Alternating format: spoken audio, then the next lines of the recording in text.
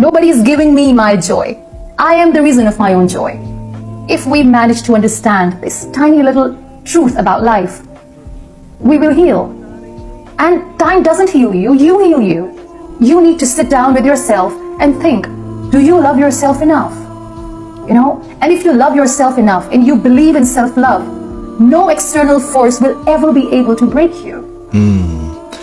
How do we learn to love ourselves if we have been telling ourselves for so long, I'm not lovable, or I had this accident, or, you know, I went through a breakup in a relationship and they left me or they abandoned me or whatever it might be. How do we not let outside factors dictate our feelings about ourselves and not let the fear of abandonment of people or people's love hold us back from loving ourselves? Yes, the fear of abandonment, we all have that. And we need to overcome this fear. You know, I always say when wrong people leave, right things start to happen. And we all are living a life story. You have your own story, I have my story. My brothers have their story, my mother has her own story. And when you find yourself in the wrong story, just leave. If someone is not adding value to your life story, or if you are not adding value to someone's life story, leave. Sometimes it takes letting go to realize you're holding on to nothing.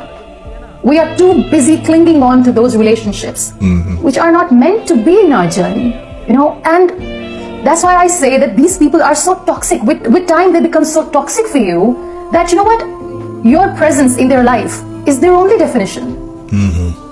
And they will never want you to leave because they're so weak, they want to stay in your shadow. So you need to pick and choose. This person is toxic, leave. Liberate yourself by setting all these extra people free who do not belong to your journey.